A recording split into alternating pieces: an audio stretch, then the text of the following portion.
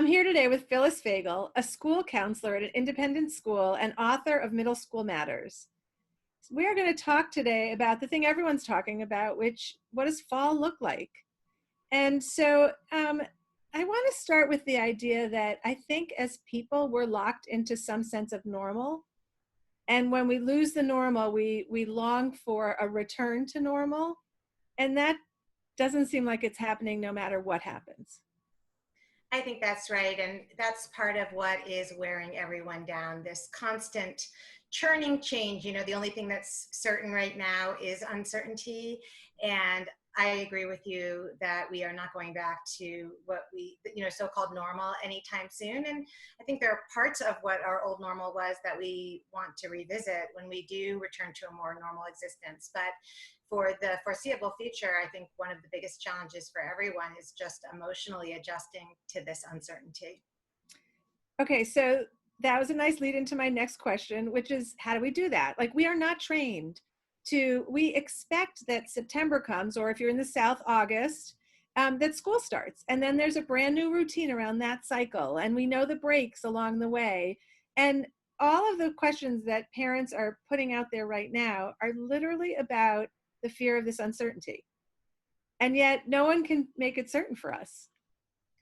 Right. And, I think one of the things that we have to do is acknowledge the anxiety that we're all experiencing and do our best to name it. I think when we get stuck in I'm burnt out or I'm overwhelmed, we actually can't do anything proactive to help ourselves feel better. So we have to drill down a little bit further. And this is something that we can help our kids do too, to say, well, what does that mean? What is it that you're really experiencing? Are you unable to focus? Do you need a planner to help you stay organized? Are you wiped out and fatigued? Are you not sleeping well because you're anxious? And what can we do to reset your sleep routine? Or do you need someone to talk to, like a teletherapist? Do you need more time to exercise? And I think we need to get out of this. I think a lot of people are stuck in this place where we're just kind of venting and complaining. And there is so much to vent and complain about because nobody really knows what they're doing right now. And everybody is building the plane in the sky. And we don't know whether the decisions we make today will have negative repercussions tomorrow. And all of that is so unsettling. And it's really important that we acknowledge that and that we try to figure out what it is we can do and what we do have control over. That is what is going to help us manage all of that, all of those tumultuous feelings. So as you were giving all those, I was thinking to myself, is she talking about us helping our kids with that, or is it about us? And the truth is, it is about both. And so how important is it for us to model all of those things for our kids to help them settle down? I love that you asked me that because when we started chatting just now, I wasn't sure if you were asking me about parents or children. It's all so interrelated and so entwined, and our kids are going to do as well as we do, and we're going to do as well as our kids do to a certain extent.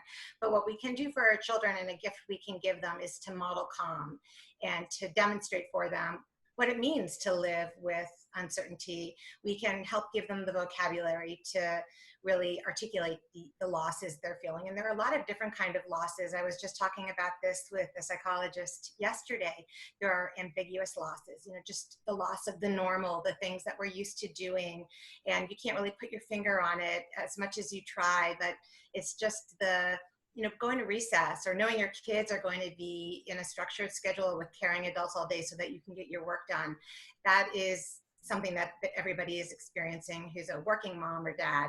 And then there's acute grief, the child who's upset that their sports season was canceled, or at a more extreme level that someone got sick or someone died. And there is this grief that's called moral outrage grief that's related to everything going on. What is happening in the world? What is happening in our country? And a lot of people don't recognize that tumult is manifesting as grief. And what we know is that the more we can do to label what we're feeling and the more we can do to talk about it, the better able we are to be resilient and to address those feelings.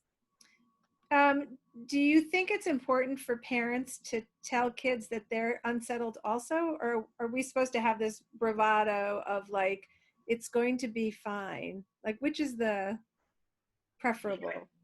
developmentally, we want to make sure that where our messaging matches where our kids are. And we also want to be looking at what symptoms they're exhibiting. So if you have a 7-year-old who suddenly is really clingy and suddenly doesn't want to leave your side or doesn't want to go to the bathroom by themselves, and you're anticipating that they're going to have a hybrid schedule and they're going to need to return to the classroom, we can anticipate that if we don't help them get to a better place, they might have separation anxiety, they might have school phobia, and we want to be exposing them to those stressors. We want to be communicating to them that they can handle them.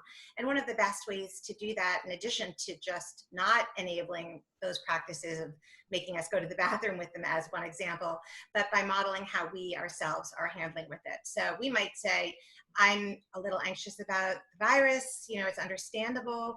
We hear about it on the news. So here's what I'm going to do. I'm going to watch the news less, or I know that what I can control is wearing my mask and I can control washing my hands, and really giving kids a sense of control over the parts of their life that they can control, and being optimistic using when language as opposed to if language. You know, we can get ourselves into a tizzy talking about what if there's never a vaccine, or what if the vaccine works for 5 minutes. And what we want to be communicating to kids is that there are a lot of scientists across the world who are in a race to come up with something that will work. And there are doctors who are working on treatments, and they're discovering new things every day. And there are people who are working to keep you safe and who are trying to make the best decisions possible. So that is the messaging we want to be sharing. And then on a practical level, we want to be getting them ready for whatever it is that they can expect. So if we don't have much information, we may have to hold out for a few more weeks. I know a lot of school districts have not announced what they're doing yet. But if you have a sense that at least as of right now, your child will be on a hybrid schedule, or my school is actually aiming for 100% full-time in person, and I know that my school is planning to change almost everything about what school looks like in order to mitigate the risk as much as possible. We know we can't eliminate risk, and I live in a part of the country that has lower COVID-19 rates right now, and so this is something that we're cautiously optimistic we can do given the size of our school and our local rates of infection. But I have been encouraging all the parents in our community to share with their kids that school might look different, or it will look different. You're going to be wearing a mask. The arrival times might be staggered.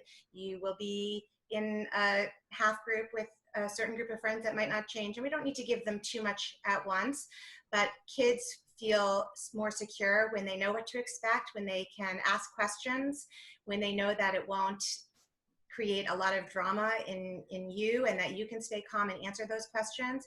And the more that we model that calm, it's contagious, the more they're going to catch it. And kids like routine and consistency. So it may not be consistent throughout the year, but we can start with day one. This is what day one will look like, and this is what you can expect. So one of the things you point out is that it's never a one size fits all. So you kind of have to know your kid and read your kid and respond to that. And in your own house, you may need different responses with different kids. So I'm going to ask a question knowing it's, again, not one size fits all, but are you seeing, when you're talking to parents, any evidence that the parents are actually more anxious than the kids are? I think yes. Part of it is that adults have the bigger picture. They have, they really know what the worst case scenario is. They can expand out and extrapolate from one set of data to what could potentially happen. It's really easy for us to catastrophize, and it's not irrational for us to worry about these things. And it's our job as parents to keep our kids safe. So we are worrying about our own lives, our own jobs, our own health, the health of our family. We're also worrying about our kids. Kids are really just worrying about themselves. That's, they're egotistical. It's developmentally appropriate for them to just worry about themselves. But I think that can help us understand why we're so anxious. We as parents carry the worry for everyone in a lot of ways. That's a great point. How realistic do you think it is, especially for middle school kids that you're going to be dealing with, to have to follow all the guidelines, like to spend however much time they are with you with a mask? Like, that's tough.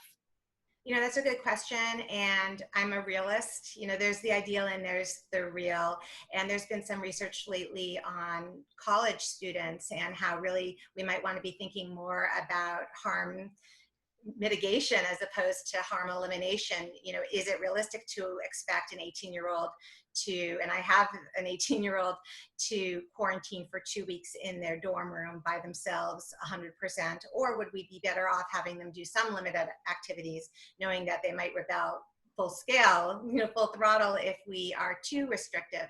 And in the school setting with younger kids, absolutely, there are going to be kids who take off their mask because it's itchy. Think about all the kids who don't like the way socks feel because of the seams, Yeah. like a shirt because of the tag. This is the time to really help your child find the most comfortable mask possible. That, again, is something in their control. You can't control whether or not you're required to wear a mask, but you can figure out whether or not you're better off with a thin fabric or a thick fabric, or what works for your child, and helping them get used to wearing it for a longer period of time. And I think as educators, one of the things that a lot of us are aware of is that we don't want to have a situation in the school setting where we're constantly negative. Put your mask back on. You're supposed to keep your mask on. Spread out. Don't get too close to one another. And I think we have to acknowledge that part of the mitigation, as opposed to elimination of risk for these schools that are attempting to go back in some hybrid form, is that there will be slip-ups. There will be these moments, and we maybe want to work out signals with students where we can, without shaming them, just remind them, or flip it and use responsive classroom language, which is more positive. I love how you're all wearing your mask, as opposed to saying, everybody get your masks back on, because we know that it's not going to be a normal experience, and we want it to be as positive and caring as possible. I have one question is, what are you hearing from teachers? Are they so nervous that they're hoping for online learning again, or what do you get as the consensus? Like a lot of teachers, I'm reading these forums and these boards. There's an Educators Helping Supporting Educators Facebook group. And I think it really runs the gamut. Actually, in my own school, I know a parent asked our head of school how are teachers feeling about coming back full time. And her response was, they're just like all of you. They're all over the map. Some of them are neutral to cautiously optimistic. Some of them are freaked out. Some of them have underlying conditions. Some of them are trying to figure out childcare. Some of them are just struggling with general anxiety and fear over whether we're going to be able to manage it, or if we're going to have to toggle back and forth between distance and in person. And we have to acknowledge that everyone has that base level of anxiety before you talk about the transition back to school, which comes with its own anxieties anyway. And I personally am hoping that that educators don't turn against one another. There are some who want to go back and some who don't. And really what we want to be doing is, as a society, saying, okay, we prioritize education. Obviously, we want to get kids back in school. And what can we do as a society, as opposed to just saying, teachers, do your part, but what can we do as a society to make it as safe as possible for kids to get back to school as quickly as possible? And what can we do as a society to fund schools so that they're not asking teachers to supply their own antiseptics, their own Lysol spray? That's just not reasonable at this point in time. Yeah, that's a tough one for all of us to say, like, how do we look at this more globally than personally? And I would say that's hard for many of us. Okay, so one last question. Anything hopeful to leave us with? I think there's a lot of hopeful pieces to all of this. One for me personally is, I feel like I learned a lot about my students during remote learning that I think transfers back to in-person learning. For middle schoolers, as one example, I noticed that being on camera for more than a certain amount of time was really difficult for some of them. Some of the more introverted kids who ordinarily would not participate in class were quite vocal if they could use the chat feature on Zoom, or if they could turn the video off. And it's hard for teachers not to be able to get that feedback and to see their students. But what is it that we can learn from that experience that we can bring back? And what is it that we already know about students and their developmental phase that we can now use in remote learning as well? There's this back and forth. We've learned that we don't necessarily need to test students every 5 minutes in order for them to learn. We've really been able to zoom in and focus on some of the more basic blessings of connection and family. A lot of people have had more family time, and a lot of parents have gotten to know their kids better and their learning needs better. And all of that is going to be good information that families and educators can partner with to meet those kids' needs better moving forward. Phyllis Fagell, thank you so much for giving us the time today.